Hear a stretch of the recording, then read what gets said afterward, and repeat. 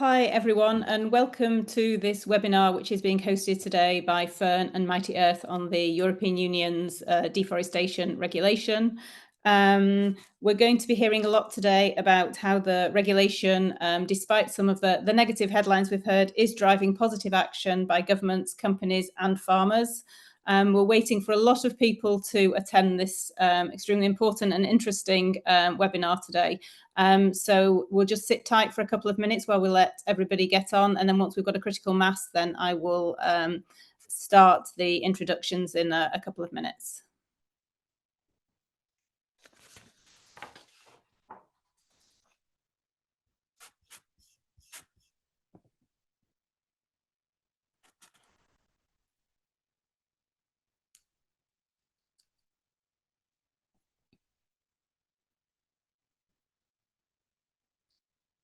Hi, as I just said to anybody who's just joined, we're just waiting for everybody to come into the webinar because there's quite a lot of people trying to join, and we'll start in a couple of minutes.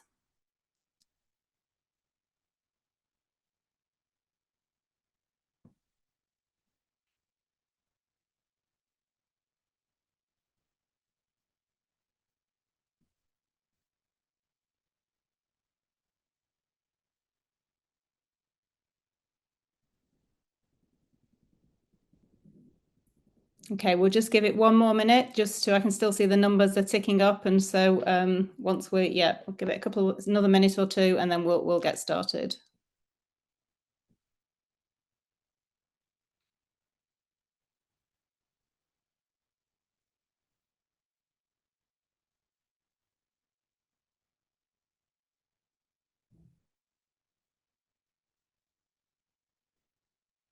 Okay, great. So I think we'll get started, and everybody will slowly, hopefully, come into the session. So welcome everybody to today's webinar. My name is Philippa Nuttall. I'm editor of Sustainable Views, which is a publication from the Financial Times, and I'll be moderating the session today. So before we get started, I've just got a couple of housekeeping announcements. Everything that's said today is on the record, so you can quote it, repeat it, do whatever you want with the information. The event's also going to be recorded, and a link will be shared with you after the event.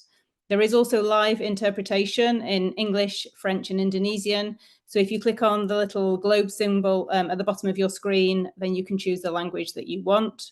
And also we want this to be as interactive as possible. So please drop any questions into the Q&A box again at the bottom of your screen, and we'll try and answer as many questions as we can. So we're delighted to be joined today by a stellar panel of experts. We have Raoni, Rajão, who is Director of the Department of Policies for the Control of Deforestation and Burning in the Brazilian Environment Ministry. Juliette, Cody, who is Global Lead for Climate and Nature at Barry Callebaut. Michael Amoah, Deputy Director of R&D at the Ghana Cocoa Board, otherwise known as Cocoa Board.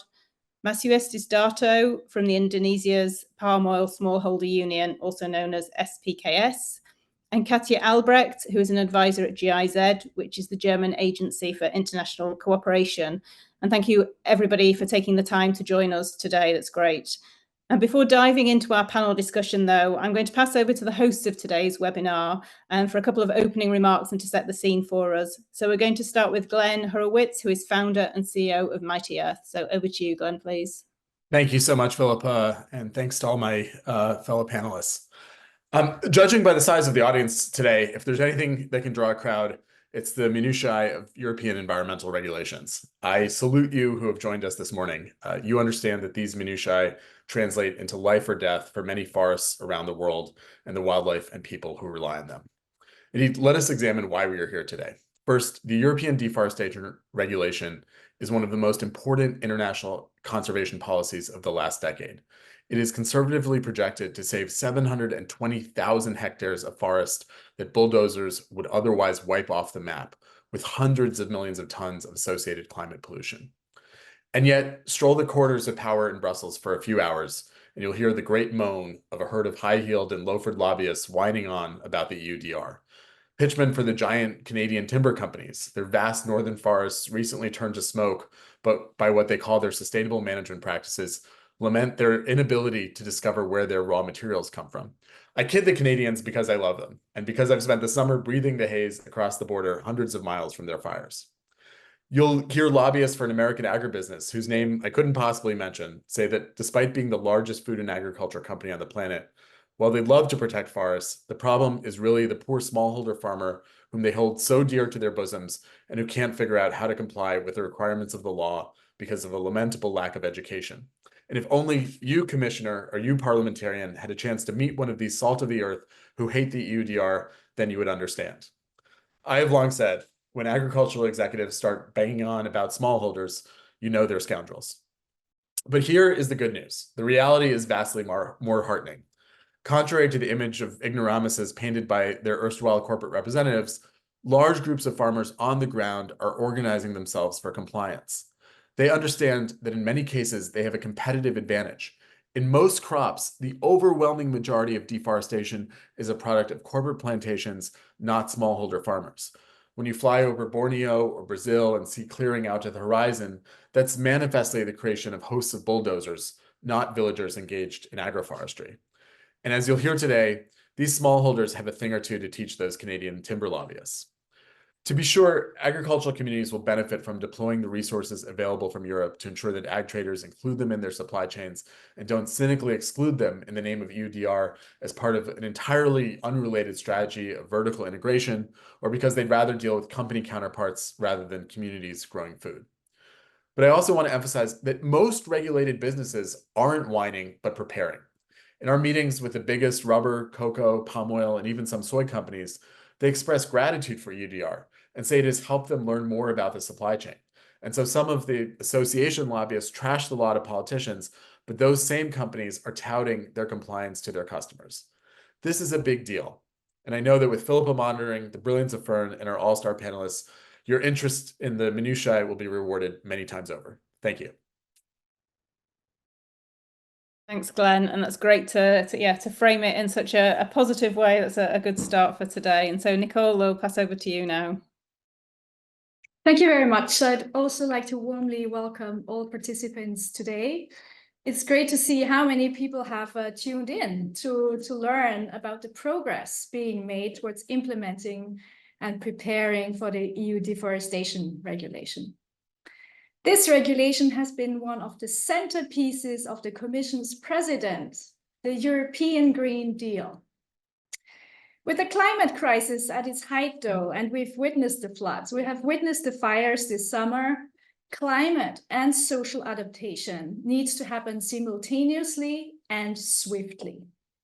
And forests and fair prices are part to this. Now, at Fern, we're eagerly awaiting the timely implementation of this law, and are curious to hear today what progress countries, partners, and commodity producers are making to green production and how they pay attention to social issues such as fair burden sharing across the supply chain, and how they are using this law to advance on solving long-standing issues such as fair prices for farmers. I agree, there has been a bit of a vacuum and probably too little information by the European Commission on how the preparation for this centerpiece legislation is progressing and how it intends to support and protect smaller players, smaller farmers in the agricultural and forest industries, so they can ensure to harness the transformative powers of transparency in this regulation. We hope that the transition period, so the time now until the regulation enters into application, will be filled with meaningful dialogue between governments and supply chain actors, and with concrete actions to ensure the fulfillment of the two objectives of the regulation. One, to halt global deforestation, and secondly, ensuring European consumption is not driving further forest loss. Thank you. Thank you, Nicole, and thank you to Glenn. And I think Glenn's very powerful words that this is a matter of life or death sort of put the EU minutiae into context. So before we go into the details of the regulation, I'd just like to set the scene a little bit for anybody who's not followed this perhaps from the beginning. So last year, the EU set the global standard for ending commodity-driven deforestation by adopting the EUDR, or the European Union Deforestation Regulation. And so normally from the end of December this year, it will be prohibited to place key products on the EU market or export them from the EU unless they are deforestation-free, are produced in accordance with the relevant legislation of the country of production, and are covered by a due diligence statement that indicates no more than a negligible risk of non-compliance. So the EDR covers 7 commodities: cattle, cocoa, coffee, oil palm, rubber, soy, and wood, and many derived products that are listed in the annex to the regulation, including chocolate, coffee, rubber products, soybeans, etc. The law was passed with strong backing from government, companies, and NGOs. However, since then, we've seen increasing international political opposition against implementation of the regulation. And there's mounting pressure from various quarters for the law to be delayed or to be weakened, which, as Glenn said, would be devastating for global forests. Our discussion today is designed to address those concerns and to demonstrate that the EUDR has already led to important changes in highly forested countries that will be decisive to reducing overall deforestation.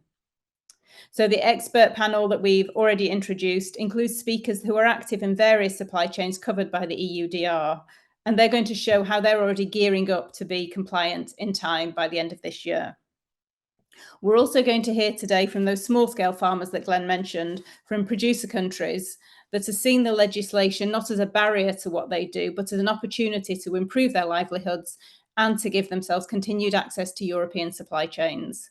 So there's going to be plenty of food for thought today. And as we said earlier as well, please do, as the discussion goes on, ask your questions in the Q&A. So I'd like to start with our expert panel today, and I'm going to give them all a few minutes to give a couple of opening remarks, and then we'll ask some questions. So we're going to start with Raoni from the Brazilian Environment Ministry. Raoni, I know you may have to dash off, so we'll start with you and give you plenty of time to speak. So if you'd like to just give us a couple of opening remarks about how you see the EUDR. Thank you. Yeah, thank you very much, Philippa, and thanks for the invitation. It's a pleasure to be here. So very briefly, my name is Raoni Rajão. I'm currently Director for Deforestation Control Policies at the Brazilian Ministry of Environment.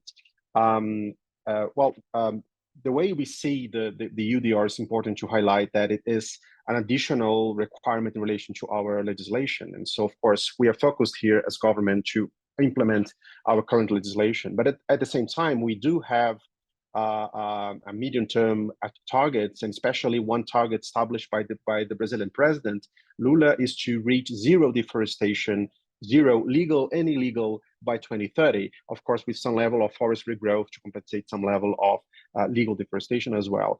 And for that, we need to really work hard in terms of implementing better traceability systems, monitoring systems, and of course, show that and integrate that with market practices. Within our two main plans that are already being published, the plan to reduce deforestation in the Amazon and the plan to reduce deforestation in the Cerrado. Now we are preparing plans for the rest of the country.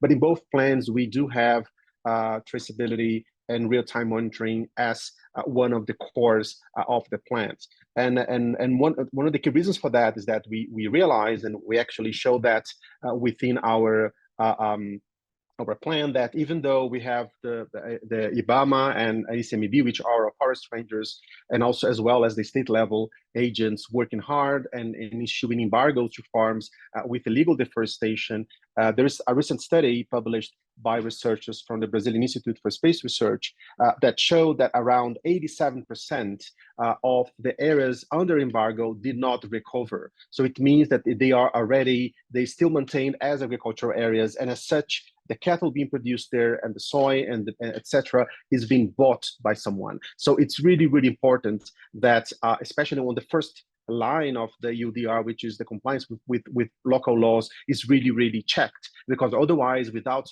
making sure that the whole supply chain is actually adopting in practice better practices and avoiding buying from illegal deforestation, we're not going to be able to reduce deforestation significantly.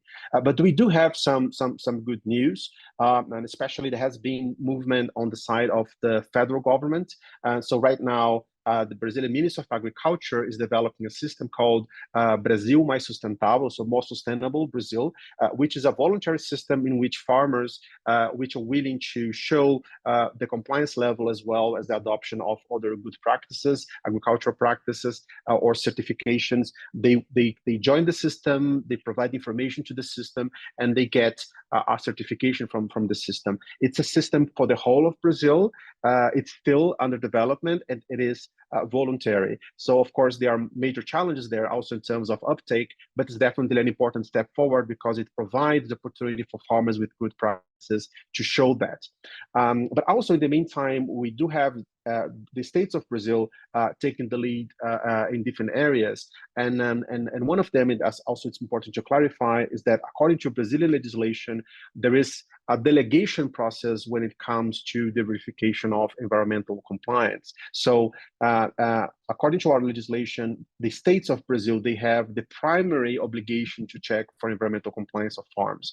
The Brazilian government at the federal level, it works in a complementary way, especially in areas in which you have federal land. So then we have the obligation to go there, or in areas that we see that the states are struggling to deal with illegal deforestation. So if the state is not able to go there and find the illegal deforestation, we go there and work in a complementary way.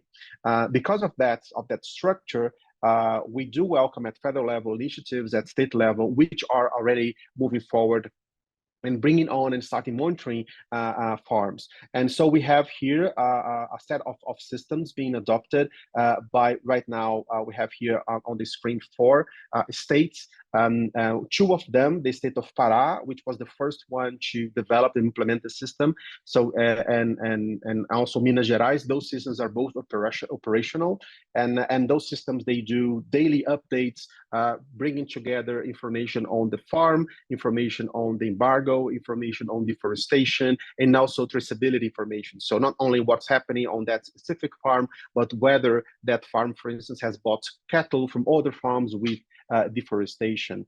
And also there are other states which have similar systems under development, in particular Acre, which is the one you can see on your farmost left, also in the Amazon, the state of Maranhão, which also in between the Amazon and the northeast area, also Tocantins, which is a state also in the legal Amazon, and also we just got recent news about another state, the state of Espírito Santo, is moving forward towards there, which is a smaller state by the side of Minas Gerais, and also there is another major agriculture state that we got information is moving forward, but since it's not public yet, I'm saving that. So just to say that we are, and all of those systems, they have an important characteristic. The systems developed by the state, they are built upon public data, governmental data. So because we have already in Brazil a system called CAR, the Rural Environmental Registry, which is mandatory. So every farmer in Brazil has to be in the system.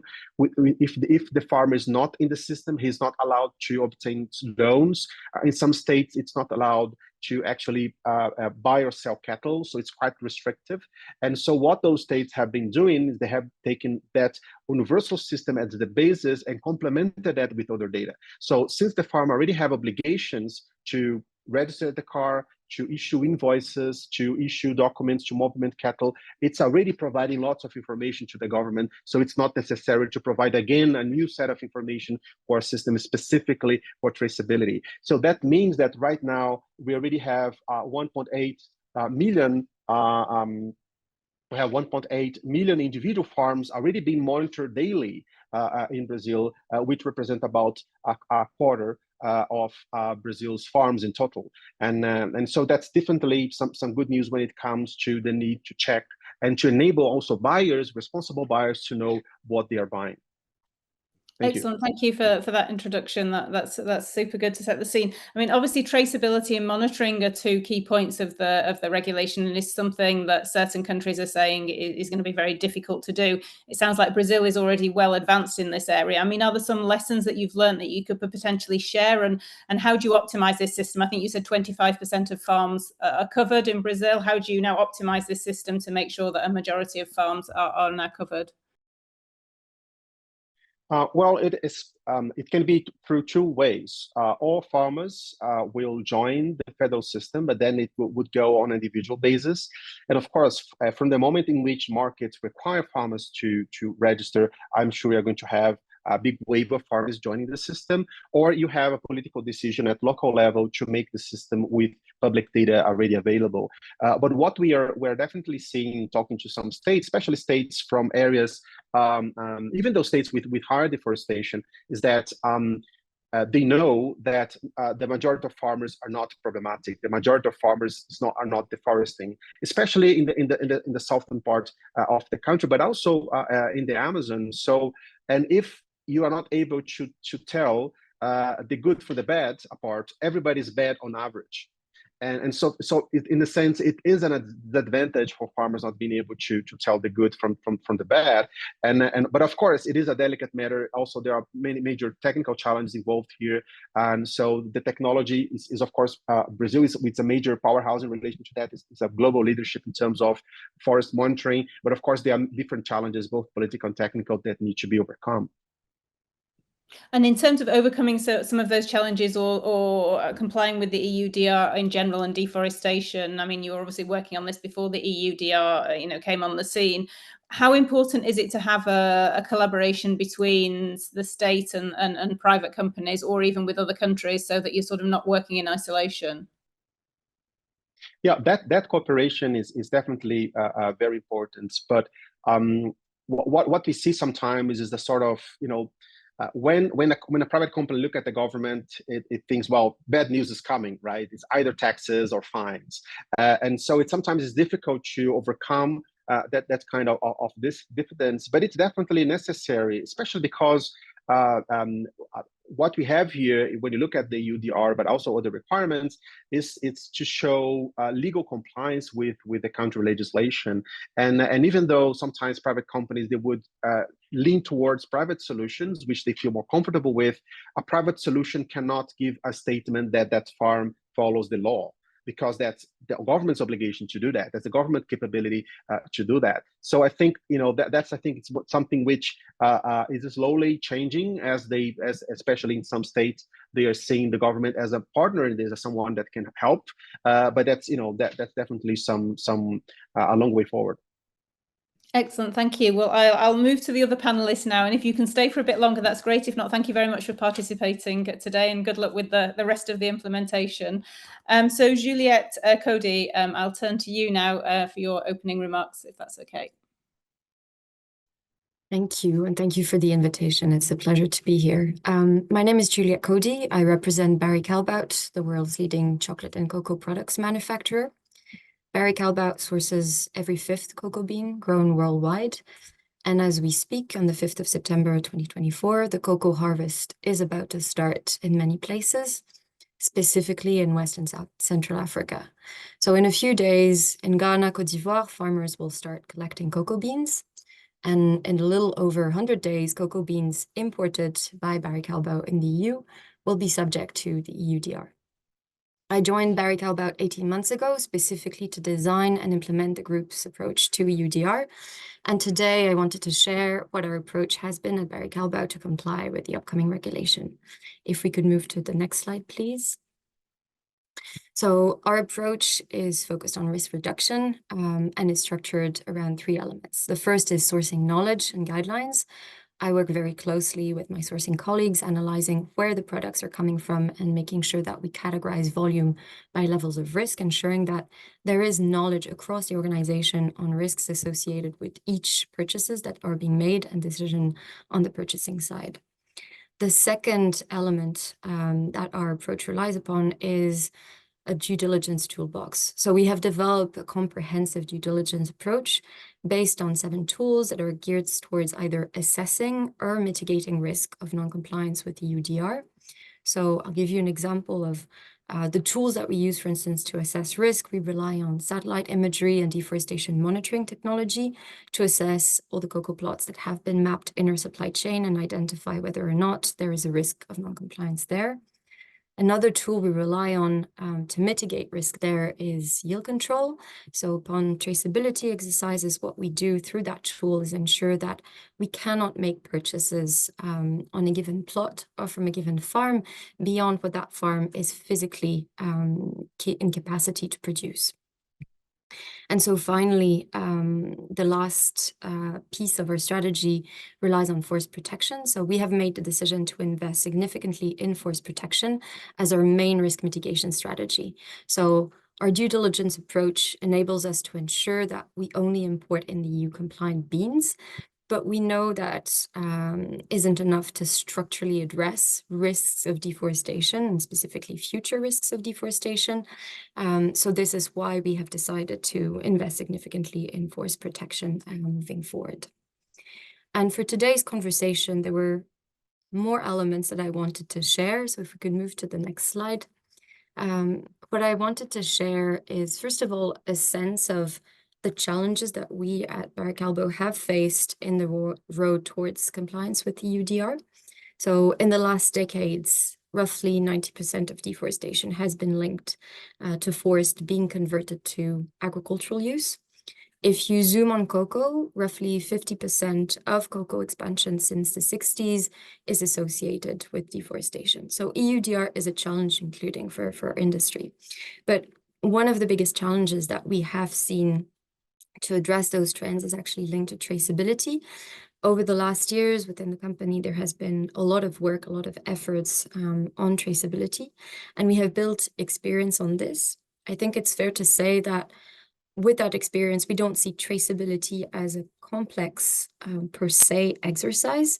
For a company to be able to trace cocoa back to a farm, a cocoa plot needs to be mapped, evidence of purchase collected, and yield control exercised.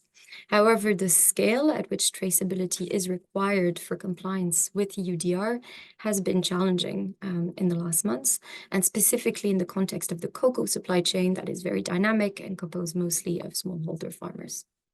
So there has been obviously other challenges and some that we are still looking to address. The regulation is very prescriptive on the nature of the product that can be imported in the EU.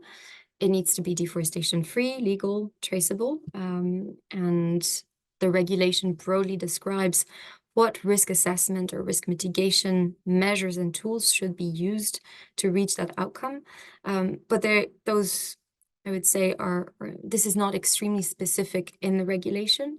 And we have used this as an opportunity to really build an approach that mirrors our needs and our functionalities as a business. It's also fair to say, though, that with that liberty and how to reach that outcome, we would still welcome additional guidance on some point that the regulation still hasn't precisely defined, and this is something that we are looking forward to in the months leading to implementation. The second point I wanted to share today is perhaps more personal.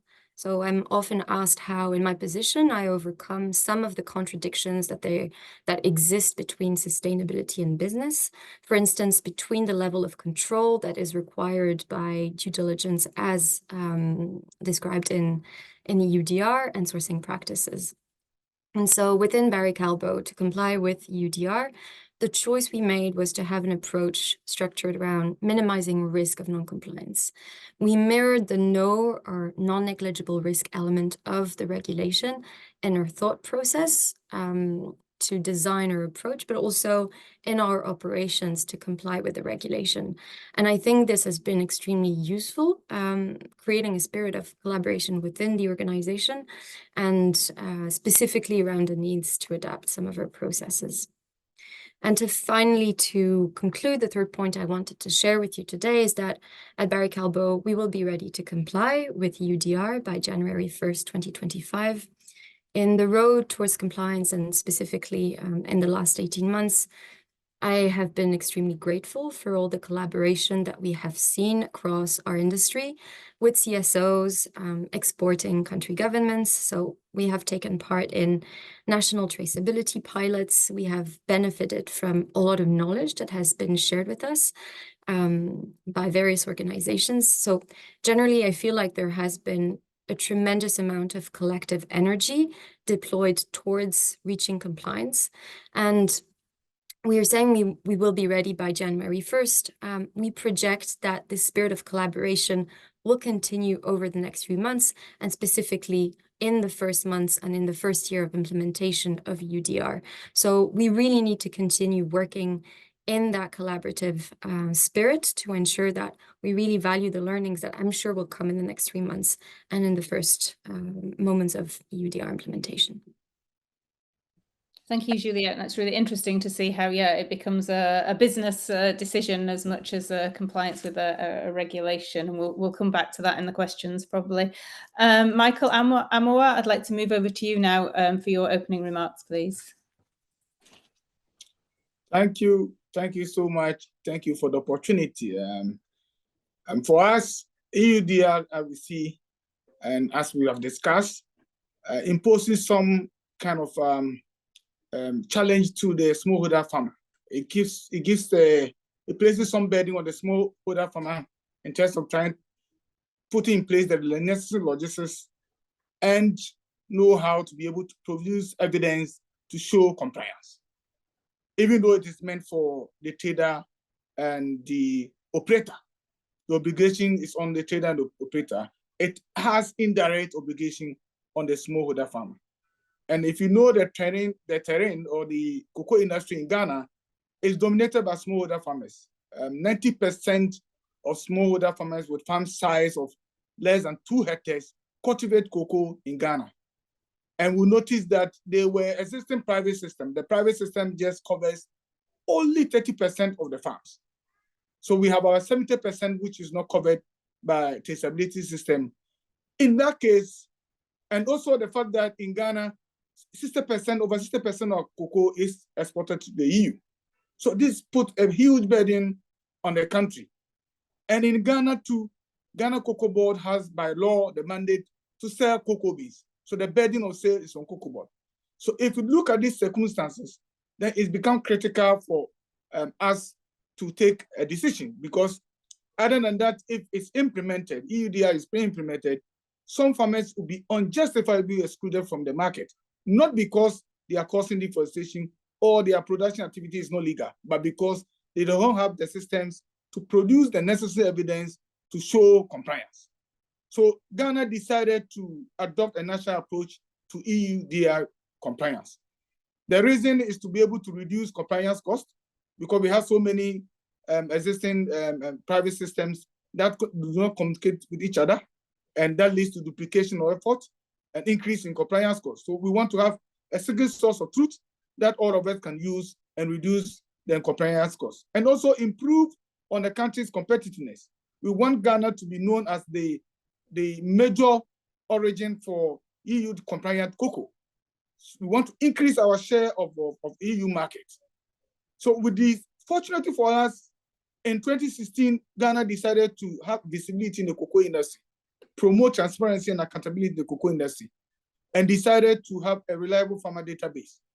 But we didn't have money to do it until 2019, when we had some facility from AFDB to start the cocoa management system, which is a comprehensive database of cocoa farmers. So when in 2020, EU published the EUDR, we saw we had the base data. We have all the polygon maps. We have all the household and 21 attribute data, which could be used to do traceability system. So we decided to have national systems to be able to assist the operator and the trader to be able to meet the EUDR requirements. So we developed the Ghana Cocoa Traceability System, which is a comprehensive traceability system under the principle of tracing one step backwards and tracking one step forward. An end-to-end traceability system that from the point of shipment, we can trace the cocoa to the plot of land. We'll be able to produce the geolocations of the plot that produce any parcel of cocoa. We went ahead to do the deforestation risk assessment model, which is anchored on the traceability system. We did that with European Forest Institute and FAO. We collaborated with them to do the design. We didn't reinvent the wheel. We looked at what the private system had done and look at the best practices in all the systems that have been done. We harnessed them and did the national system for cocoa farmers. We have also done the child labor risk assessment model. If you look at the EUDR, there's the legality side and there is the deforestation-free side of it. You need to provide evidence that you have fulfilled all of them. Under legality, we did a scoping together with EFI, European Forest Institute. We established legal framework for Ghana cocoa, and we saw 3 laws that we need to meet: the child labor rights, the child labor rights, and the human rights and labor rights, and land use rights, which is in Ghana you don't cultivate cocoa or any produce in a restricted forest. So the deforestation risk assessment model will provide evidence for deforestation as according to the FAO definition, and also provide evidence that the plot of land was not in a restricted forest, which is a legality aspect of it. And the child labor risk assessment model will also provide evidence that forced labor and child labor was not used to produce the cocoa. So the idea is to support the trader and operator, mindful of the fact that the EUDR gives the obligation to the trader and operator to be able to meet the EUDR requirement, i.e., to provide the Article 9 or the mandatory data requirement that they need to do the Article 10, which is the risk assessment that it is then the risk of non-compliance is negligible. So all cocoa sold by Cocoa Board will come with all the data. So far, we have mapped 1.2 farms, which covered 1.4 hectares, and we have covered 792,000 farmers. We have also set up, we have mapped all polygons in Ghana, cocoa polygons in Ghana, and we set up district offices that will do daily update of the farms and happenings within the cocoa sector. We have established end-to-end traceability systems so that we can produce the geolocation at the point of shipment. We have built the capacity of all stakeholders involved in the traceability system. And we have successfully, together with GIZ, piloted, purchased, transported, and received cocoa at our takeover center at the port through the traceability system. We have established the methodology and design for the deforestation risk assessment model. We are waiting for the forest cover maps from Forestry Commission to be able to establish the risk areas. We have done the instruments and tools for child labor risk assessment. We've done the condition scores already. We are now piloting the risk assessment tools as we speak. We are doing dry runs with a number of operators and traders to test the system right from the plot of land up to the competent authority, up to the tables or chocolate manufacturing. So in a nutshell, that's what we've done. We are hoping that what we've done will enable us capture market or capture a greater percent of the EU market and ensure that our traders or buyers, clients will have a seamless system to support their due diligence analysis. Thank you so much. Thank you, Michael. That was really interesting and extremely thorough. You got a lot of information out there in a very short time, so that's great. Thank you very much. Darto, I'm going to move over to you now for your opening remarks, please.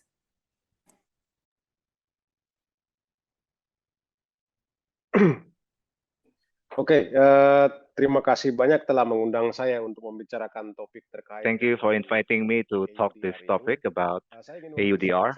I would like to make it short because the time is very limited, and I'm going to directly to present to you several points. The first one, we from the farmer, and we really support the policy of the EUDR for several reasons.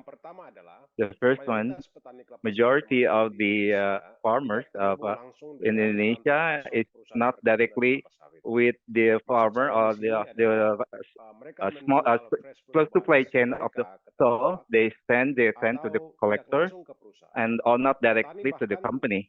The farmer even didn't know where their products are there and only to the collector.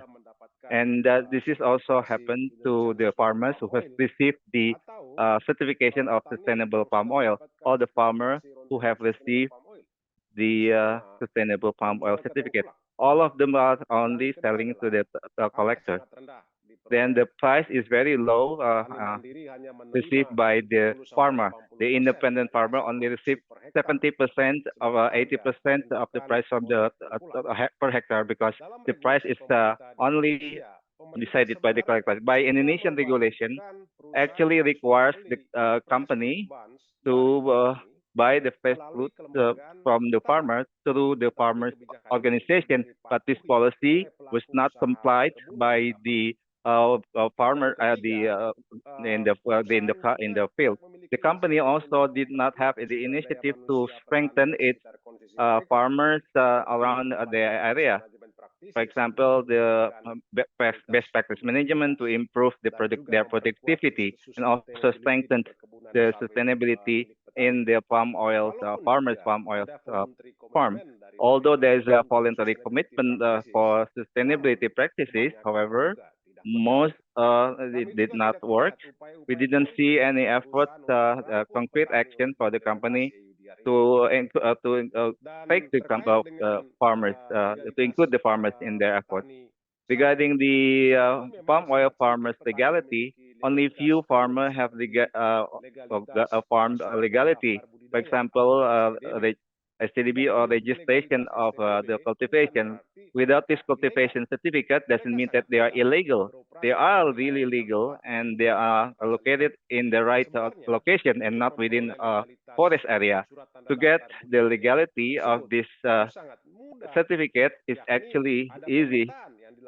That is through the mapping conducted by the farmer themselves to obtain the geological that is required by the EUDR.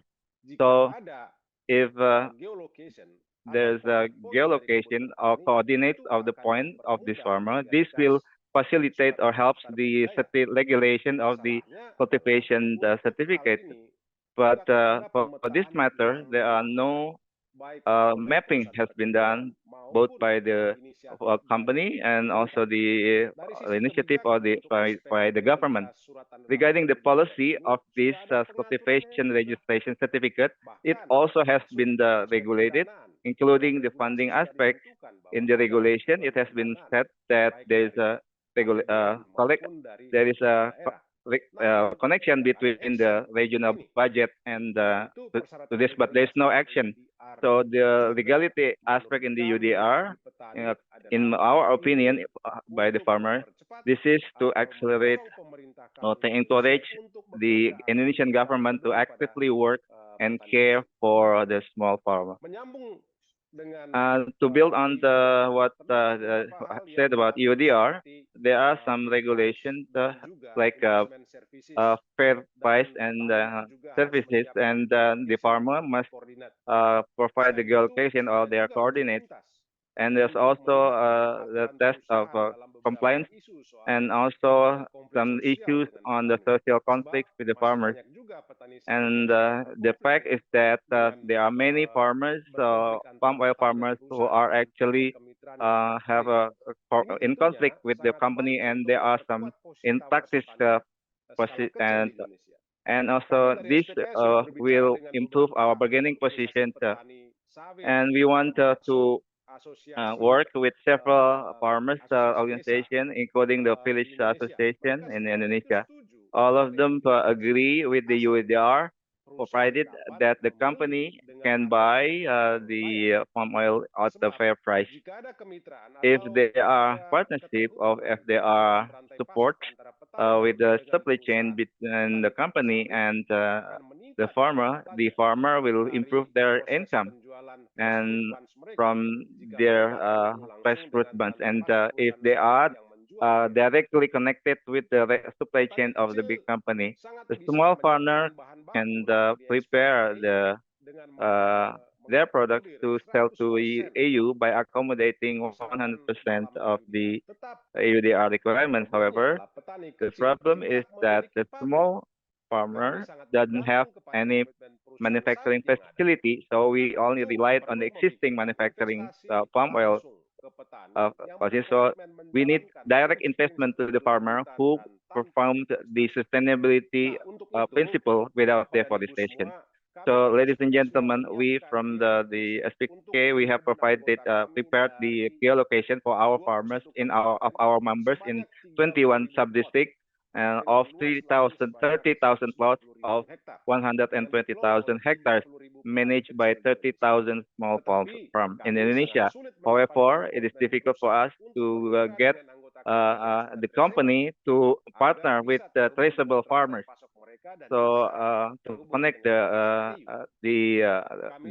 European market, so we have established a forest protector foundation to support our members who perform forest conservation. At the moment, there are 6,000 hectares conserved by the farmers. However, the issue is that again, these farmers who are performing the conservation, they sell their pest fruit bunch only to the collector and not directly connected with the company's supply chain.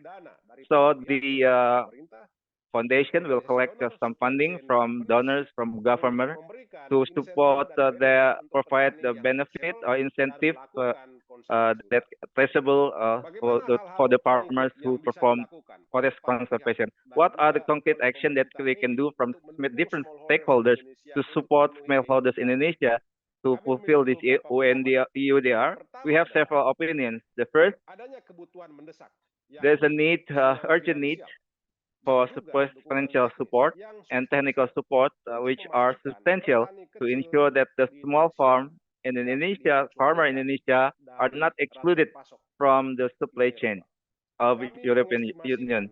We estimate that the fund of 70 to 200 euros per farmer to fulfill the small farmer scale farmer. That is for geolocation. Then there's also to build the parliament institution for legality and also for training. The next is we need to consider think of direct investment right to the farmer, to the small farmer scale by revitalizing the cooperatives and farmers organization in Indonesia, for example, micro and medium micro enterprise, just like in Europe, by building small mini manufacturing facilities, small scale manufacturing facilities. They have fulfilled EUDR and have commitment for preventing deforestation. I think the investment of value is very small, by 300,000 euros for 5 tons per hour manufacturing facility. It can produce, it can cover 600,000 hectares of small farmers without, and all of them are traceable. I think there are several things that I think that the farmers should support for deforestation. I think that is our thinking in this webinar, and I hope it can be useful for all of us. Thank you, Darto. That was great. I will hand over now to Katja for your opening remarks. Katja, sorry, I don't want to rush you, but if you could keep them relatively succinct, just because we're running a bit behind time, and then we've got more time for Q&A. Yeah, thanks a lot for the invitation to Fern and Mighty Earth. Thanks a lot. So I'm Katja Albrecht. I'm advisor in the project Sustainable Agriculture for Forest Ecosystems, called SAFE. We are funded by the European Commission, by the German Ministry for Cooperation and Development, and the Dutch Foreign Affairs Ministry. And we started working last year. So we are preparing partner countries for the EUDR. So we are always cooperating. We are jointly working with partner countries. Maybe you could move to the next slide. Exactly. So we are currently working in 10 countries. I picked 2 examples, which I will present in a short while, from Ecuador and Indonesia, but we are working in other countries as well. So, and here are our objectives. So we are always working at several levels in GIZ. So we are working on the one hand here with supply chain actors preparing for the EUDR requirements, meaning we are supporting the collection of geolocation data, supporting existing traceability systems or the expansion of systems, setting up systems depending on the country context. We are also working together with multiple actors in multi-stakeholder partnerships to propose policies that are providing an enabling environment for deforestation-free production, but we are also supporting smallholder farmer associations in accessing additional finance from existing financing schemes or schemes that are yet to be set up. And we are also supporting work at local level directly with smallholder farmer producers in terms of sustainable production practices. So we do support trainings on sustainable production practices, deforestation-free production, but also on legality issues like land right issues. There are two more objectives which are linked to global and regional exchange of activity or of knowledge. So one, we have started a regional technical exchange in Latin America and in Southeast Asia, and soon there will be one on coffee in Eastern Africa, hopefully. And there is also a task to coordinate contributions of European member states to the so-called Team Europe initiative on deforestation-free value chains. So we are hosting a secretariat that will support the activities and, for example, the monitoring of the Team Europe initiative. But we will also organize a number of global events in which local and regional experiences are being exchanged. So next slide, please. So I will move to one example from Ecuador, because Ecuador has done a lot already. They started early preparing for the requirements of the EU Deforestation Regulation. So there are a couple of activities our colleagues in Ecuador also engaged in. For example, the Interinstitutional Committee for Sustainable Production and Marketing. It's a multi-stakeholder committee in which, for example, tools are being identified that can be used by small scale producers, such as traceability tools or tools to identify legality of production. We have supported a national risk assessment, which identifies where certain risks could be occurring in the relevant supply chains. So related to, for example, human rights or labor rights, but also deforestation. And lastly, there is a government system for registering farmers. It has been there before the EUDR was in place, but it can be used for the registration of farmers. And our colleagues have supported a training of trainers course on traceability and are also supporting the registration of family farmers in Ecuador. So some information on the local level. So we are implementing activities on the ground in Orellana and Sucumbíos in Eastern Ecuador. And here, the local roundtable on sustainable palm oil and sustainable cocoa is being supported in terms of EUDR advisory. So a training of trainers has also been developed on the EUDR requirements linked to due diligence, geolocation, and risk assessment and mitigation. Linked to this, due diligence pilots have been implemented on the ground together with smallholder producer organizations so that locally risks are already being identified and addressed. Of course, due diligence is the task of the importers in Europe, but it may have to start a bit earlier to collect information locally. But yeah, the legal obligation lies with the importing companies. Just two more points, sorry, can you go back? Yeah, so traceability pilots have also been implemented together with producer organizations, and we always pay attention to the inclusion of women, young people, indigenous people, or whoever may be marginalized in the production system. So one more example from Indonesia, very quickly.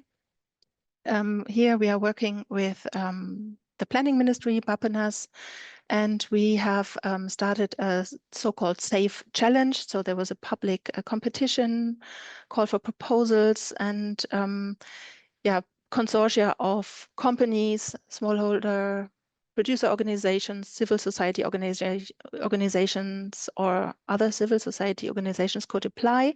And we are currently in, or will be finalizing agreements in a couple of weeks, and the topics that are covered are, for example, collection and registration of smallholder data, expansion of traceability systems, or the STDB registration. I think Darto also talked about these cultivation licenses, which is very important component of our work in Indonesia.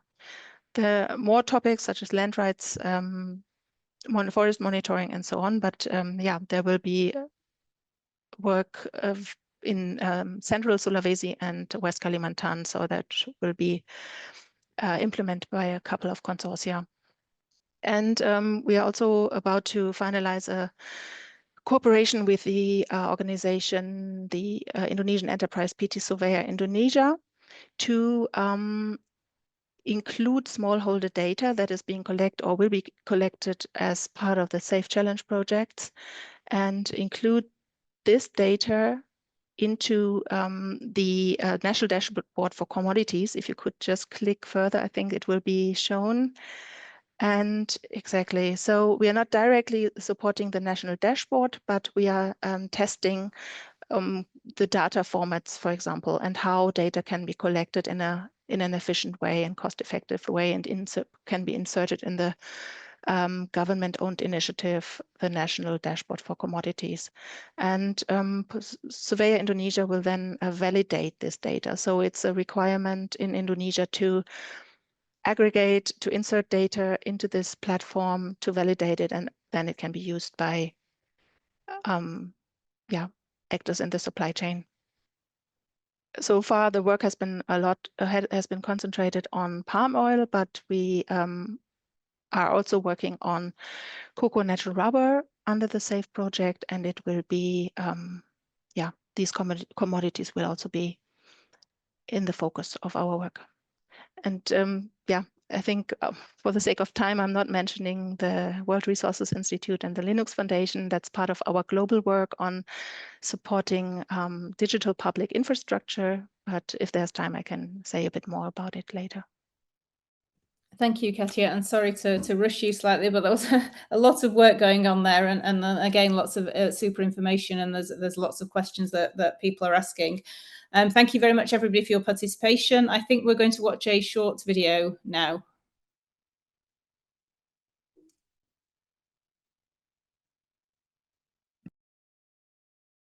Ghana is getting ready to implement the EUDR. I'm here in the Etiwa East District of the Eastern Region exploring this question with cocoa farmers. Cocoa farming is an important activity in this region, and Callebaut has helped farmers to map out the entirety of their farms and farm plots.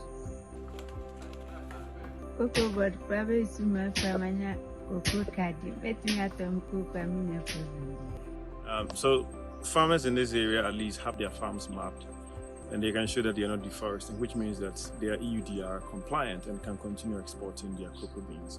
But one other benefit of this data capture means that they have accurate information about their farms, which can be used to access financial services. The EUDR preparedness is bringing multiple impacts for farmers.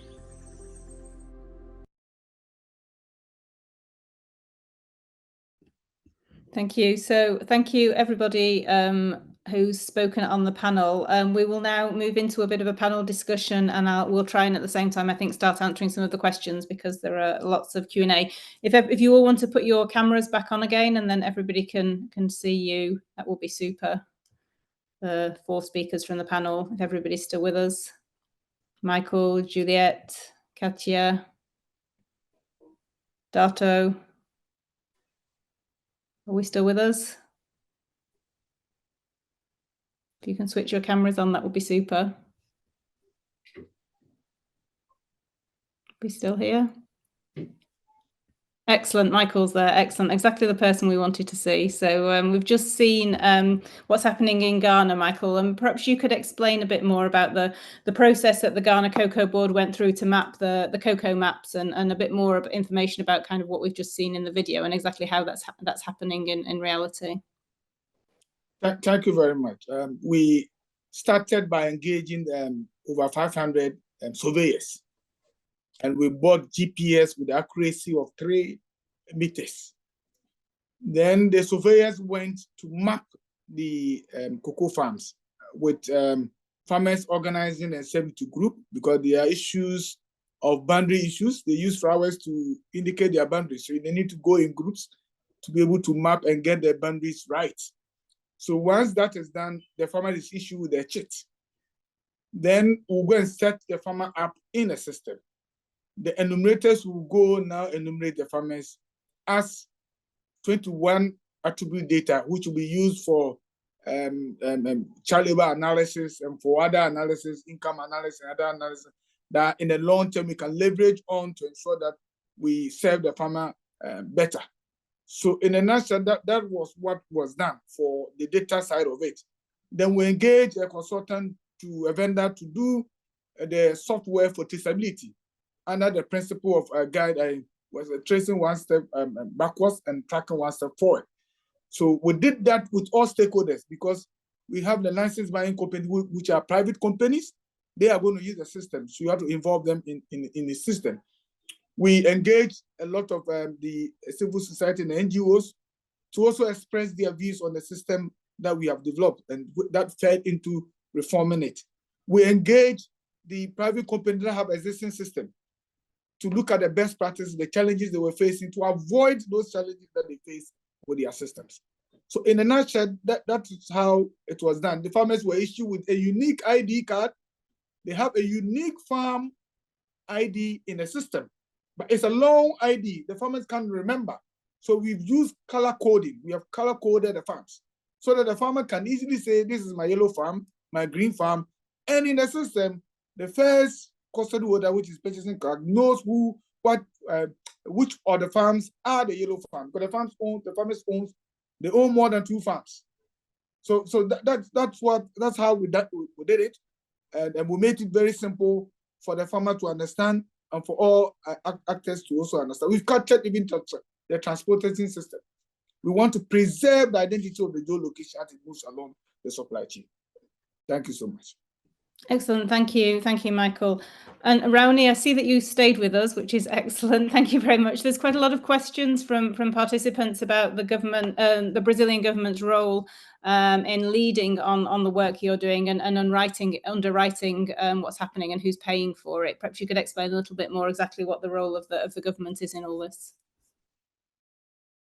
Yeah, thank you. So, I mean, we have different roles at different levels. Of course, the Ministry of Agriculture wants to help the farmers that want to show the level of the production. And also as coordinators of the plan to reduce deforestation, we incentivize monitoring systems that do that. But I think it's important to highlight that there are 2, let's say, types of traceability. Of course, there is a traceability you're talking about here. That's the one the farmer can go there, download the data, show the buyer, show to the EU. And so let's say that's traceability as a form of certification of sorts, or public certification at least. And also there is the traceability we do as part of our law enforcement. And that's something we are able to do for the whole country. And of course, we don't need the approval of the farmer to check whether it's doing something legal or not, and to cross with different sorts of data, especially data which is not public, including invoice data, cattle movements, and amongst others. And that kind of work still going on, law enforcement work still going on, while some states and also the federal level also helping farmers to show what's the level of compliance. Excellent, thank you. Thanks for explaining that. That makes it clearer. And Darto, I wanted to come back to you as well in terms of the fund that you were talking about, and if you could perhaps give us a bit more detail about how that exactly works and how you think that could help smallholder farmers supply the EU with sustainable palm oil.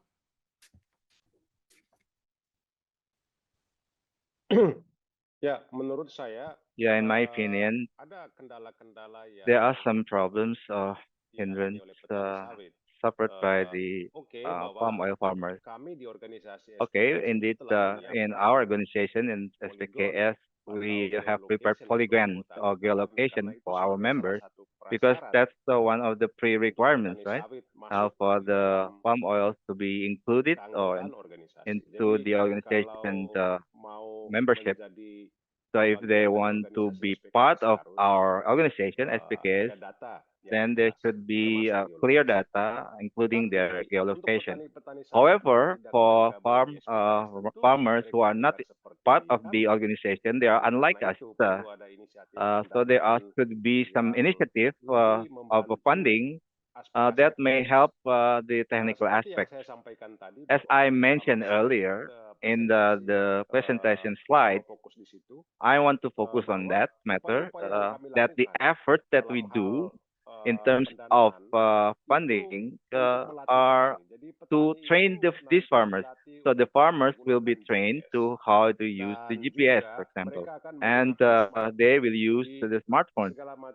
So all of the questions about the history of the land, of the plot, and related to the when did they build this farm, and all aspects related to the questions on credit and the use of and all of these questions will be asked, and we will use the GPS and smartphone. Additionally, we will train these farmers in our village. For example, in one village consists of 5 farmers will be trained, and after the training, they will make their own mapping independently, and we do perform monitoring and data processing afterwards. And this data later will be put in our servers.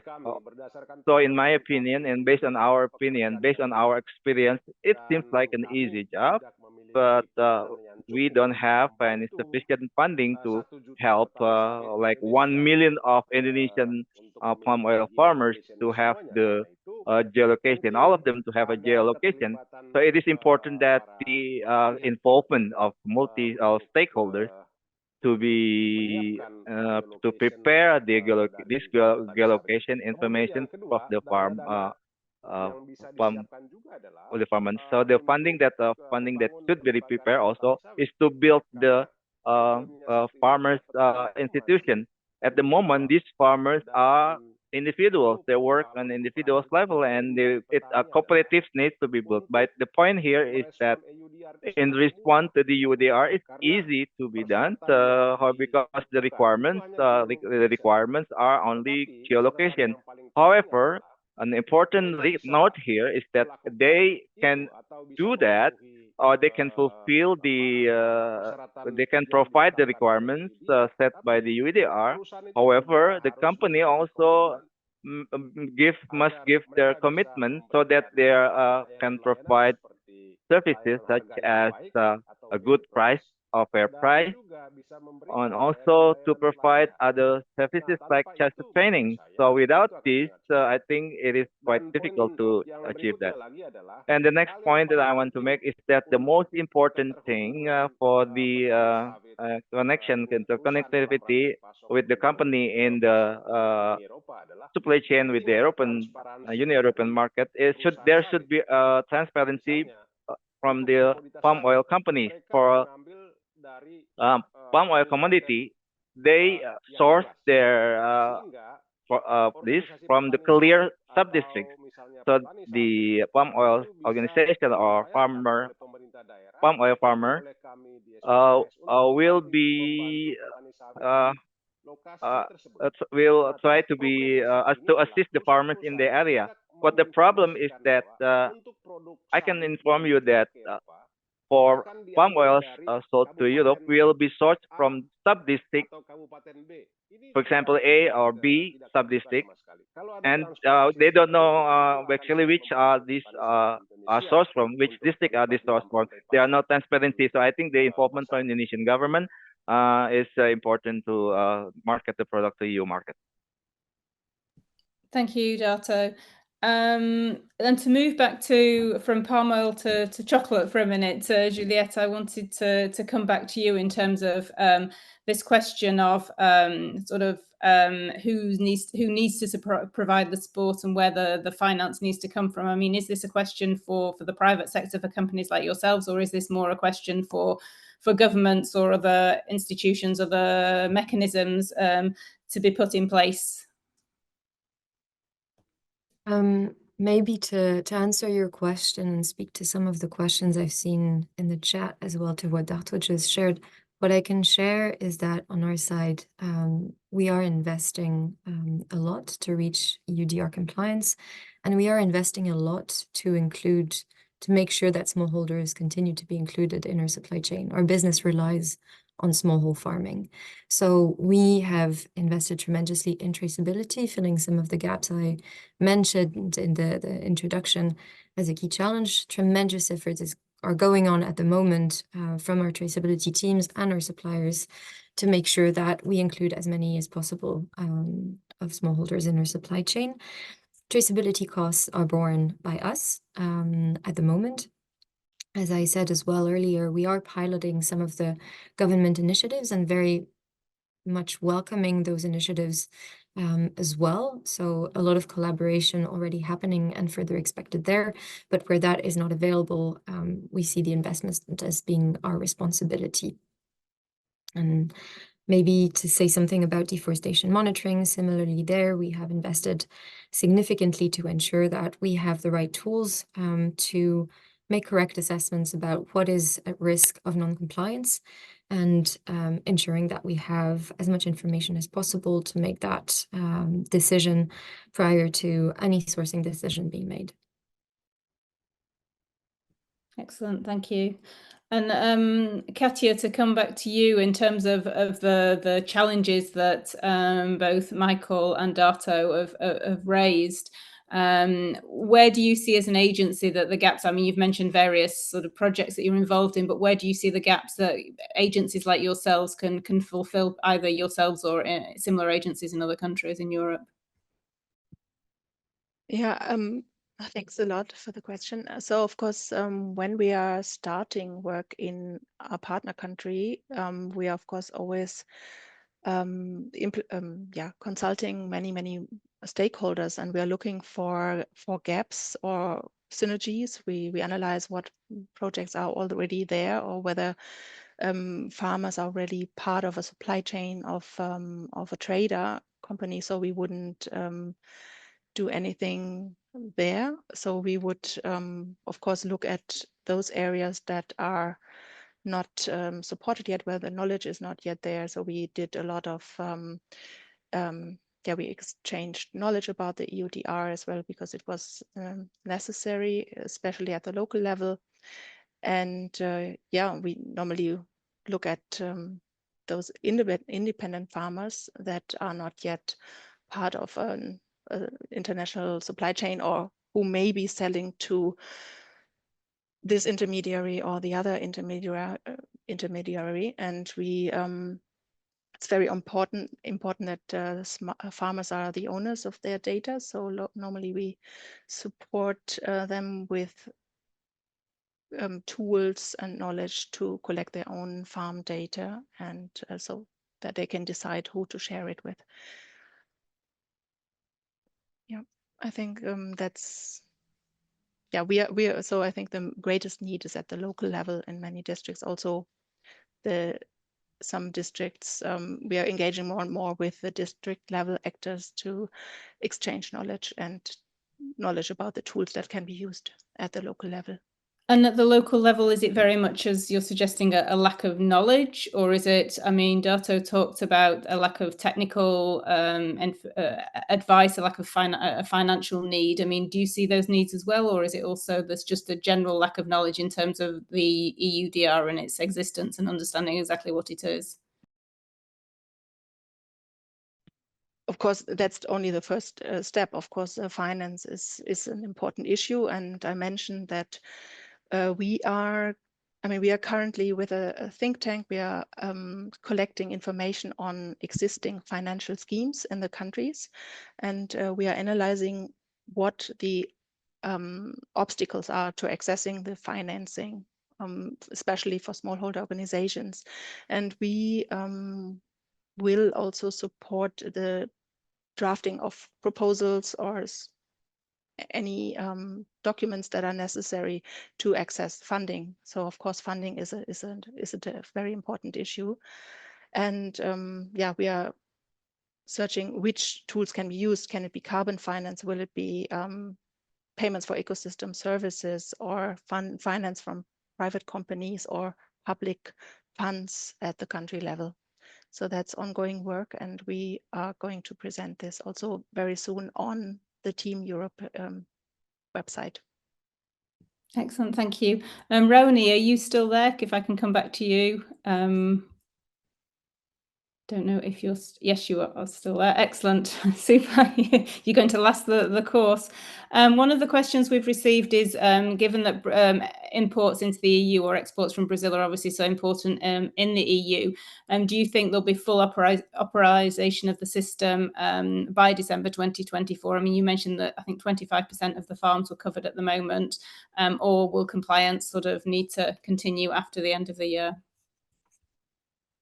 Well, so the information we have from the Minister of Agriculture that the national system will be ready, but then we will be up to the farmer to provide the information to the system to export. And remembering that it's a system where if the farmer doesn't want to be in the system, or doesn't want to, or need to export, it doesn't need to be there.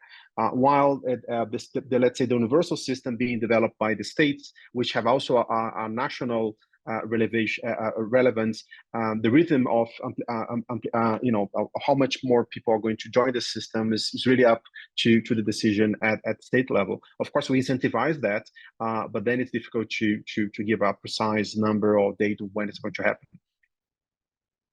Is that an optimistic yes, or is it a sort of a cautious no, it might take us a bit longer?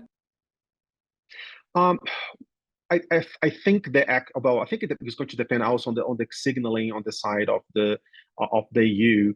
What happens sometimes, for instance, when the EU did not provide the FAQ and also did not provide the benchmark on the dates that what they were supposed to provide, that actually sent a wave of skepticism in some of the private sector here in Brazil, and actually led to some demobilization, and so I think that it's a two-side game, right? So it depends on how early and how hard the EU is going to require. That's going to also dictate partially the rhythm on the Brazilian side, especially when it comes to the farmers that need to go to the system to provide extra information to be able to export. Okay, great, thank you. Juliette, coming back to you, you also mentioned this need for extra guidance from the EU, and we know that we're waiting on guidance from the EU. I mean, there's also a few questions as well from you for you on the social side as well, and how sort of the biggest challenges are for the smallholders. Is it the transparency? Is it the data? What are these big challenges, and how are you working with them to overcome these challenges? And again, is what is the guidance that you really need now from the EU to help you implement the EUDR? I think guidance on the social topics and the human rights aspects of the regulation would be very much welcome. So there was a document that wasn't officially circulated, but that nevertheless reached us a few months ago, that gave perspective on what would be the interpretation of the human rights aspect in the face of EUDR. This is the interpretation that so far we have relied upon in how we approach EUDR. It is our understanding that the deforestation regulation seeks to address primarily deforestation, and that there are other regulations and policies that we implement at company level to work on human rights issues in the cocoa supply chains. I think there is also a need for guidance on some of the more technical topics around DDS and the responsibilities of upstream suppliers, and specifically how that works within the EU. So for now, on our side, we know we have to ascertain that due diligence is being performed appropriately by any suppliers that, for instance, provide us with products already in the EU, whereby we still have a responsibility. So this is the kind of topic where I think further guidance and I think more specific information would be extremely helpful and help us make our approach the most efficient possible and the most relevant possible as well to be compliant in the next few months. And you mentioned that normally you should be compliant by the end of the year, I think, with the deadline. Is that continuing to work with the suppliers that you've always worked with, or have you had to change suppliers to make sure that you're compliant with the EUDR? No, we're working with the suppliers that we have in our supply chain. So obviously, there's been a lot of work on our side on, first of all, formalizing what our approach towards compliance should be and cascading that to suppliers. So providing some guidance, some training, transparency as well on the assessments that we run in our supply chain, on the conclusions that we've reached, where we see some risk. So we are sharing that proactively with suppliers in our supply chain, and we intend on continuing to work with them very closely in the next months. Excellent, thank you. And moving from chocolate to coffee, which is always a good combination. Katja, one of our somebody in the audience has asked, what's your engagement on coffee? If you could give a bit of an outline as to what the work you're doing there. Yes, I mean the commodities that we are working on are differing from country to country. So we sometimes have to prioritize one supply chain over the other. I mean, it also depends on the partner's interest, and but we are working on coffee in Ecuador. It's not the main activity, but it's a secondary activity in Ecuador.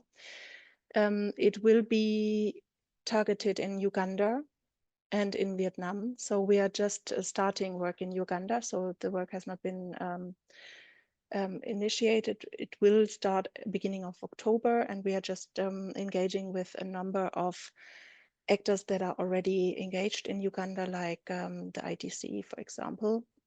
So we will find synergies with the activities there. And I think that's, and DRC, the Democratic Republic of Congo. So it's one of 3 value chains. So it's also cocoa and natural rubber in DRC. So for more concrete information on, for example, Ecuador, I would have to refer to my colleagues, and I can bring you in contact or find out. So, because I'm having the oversight of 10 countries, but not all the details. And do you see that there are different challenges in terms of the different commodities covered by the EUDR? Are there, given that you cover a range, I mean, we've obviously dealt with sort of palm oil and chocolate specifically, but do you see it's more complicated to implement with certain commodities than it is with others, or is it dependent very much on from country to country rather than, or smallholder farms rather than sort of the commodity itself? Yes, I mean, I know, for example, in Ecuador, the mapping of farms in the palm oil and cocoa sector has advanced quite a lot, but coffee is not yet at this point. So I think also the voluntary commitments on deforestation-free supply chains concentrated on palm oil and cocoa, soy and timber beforehand. So I think the coffee sector is maybe not as prepared as others. But I hear different signals from different countries. So, for example, India seems to be quite well prepared, at least what I heard from one partner there. And yeah, of course, Vietnam is working a lot at the landscape level. And yeah, it's, of course, a challenge if there are many smallholder farms and many, if the sector is more fragmented, but yeah, we will find tools to collect geolocation data in a more efficient way there. Thank you. But at the farm level, not at the landscape level. Yeah, okay. That's important to say. And Darto, I wanted to ask you a similar question that I asked Raoni before in terms of compliance by the deadline by the end of the year. Is that something that seems achievable in terms of palm oil from Indonesia?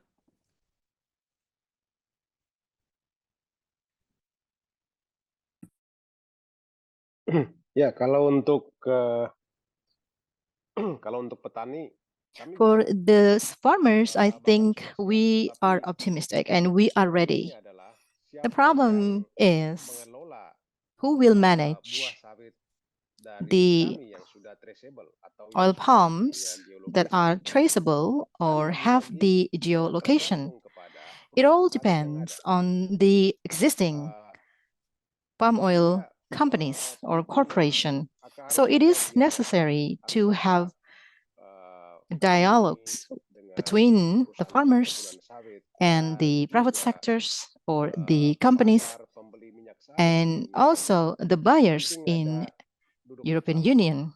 It is important to basically share these issues to be able to communicate these issues.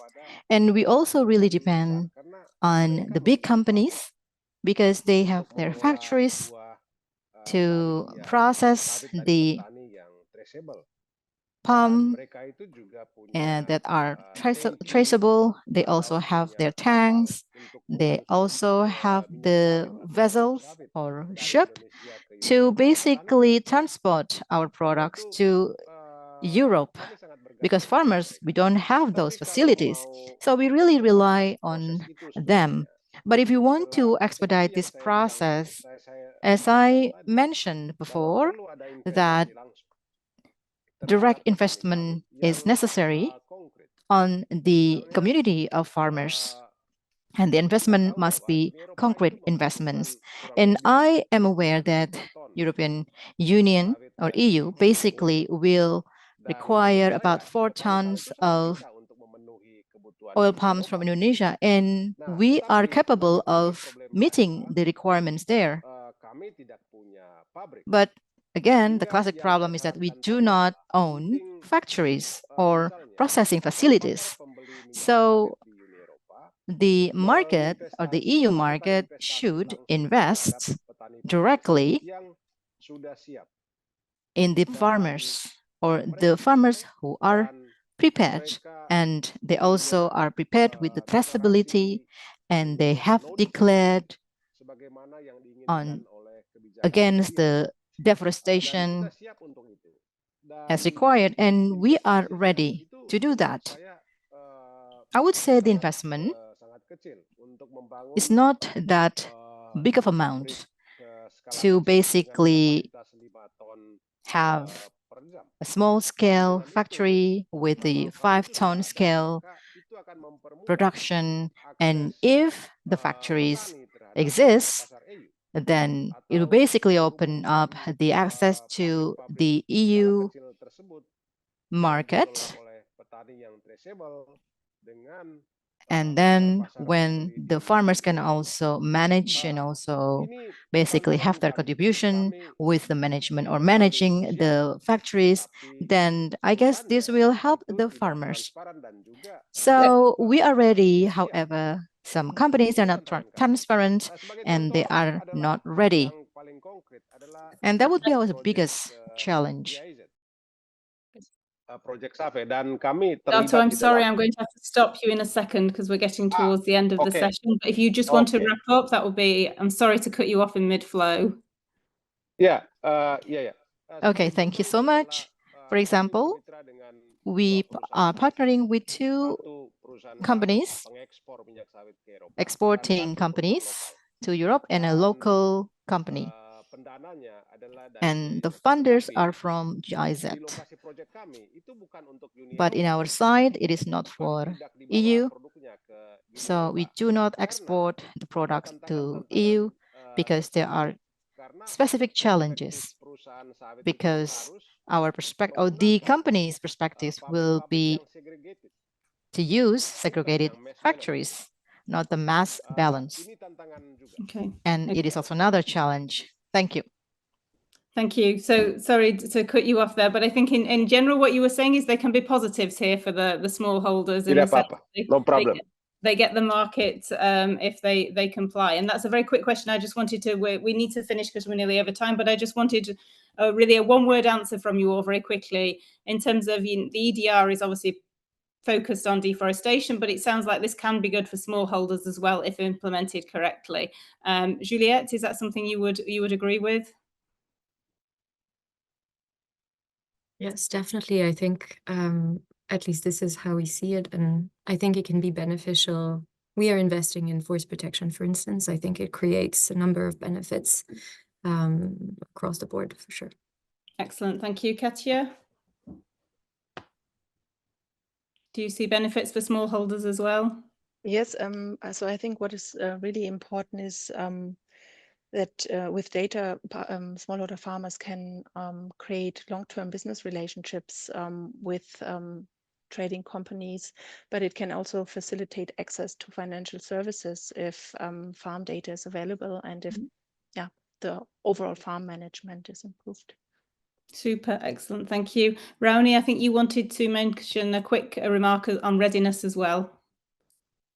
Yeah, thank you, Philippa. Thank you all for the great insights, also the colleagues from other countries. I think it's just a message more on also to the EU. I think we should all take the issue of readiness as a step-by-step approach. You know, no policy this complex is perfect the first day. No system this complex is perfect the first day. I think what we need to do is to start off what we have at hand, which is already a lot from what we can see from the experiences from Ghana, from Indonesia, from Brazil, and build up from there, right? And of course, in the meantime, there are going to be bumps, there are going to be extra requirements. Brazil is going to complain, of course, when they see some of those requirements being unfair or not. That's part of the process. I think what we should not do is to say that we need a perfect system, which nobody knows what exactly is, before we can start something, before we can start working out a policy, being able to export, showing the good quality of our products. Excellent, thank you. Wise advice there. I think that the EU should probably heed on many things. Thank you. And Michael, a final word from you. Is it good for smallholders as well? Yes, I think the farmers can leverage all the tools and systems put in place to improve on financial deepening, to improve on agri insurance, to improve on credit, to promote credit input systems, and to have access to the carbon market. There's a whole lot that it also helps even the regulator to get closer to precision agriculture, give them tailor-made interventions that will improve their livelihood. Thank you.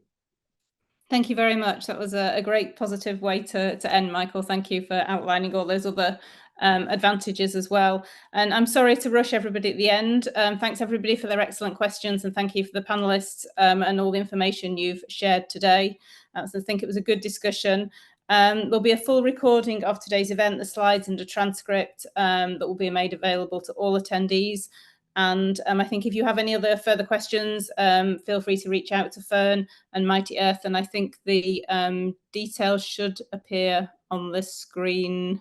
They've not appeared, but I'm sure if you contact Thea at Mighty Earth, she will be able to help. Thank you very much, everybody, and have a good day.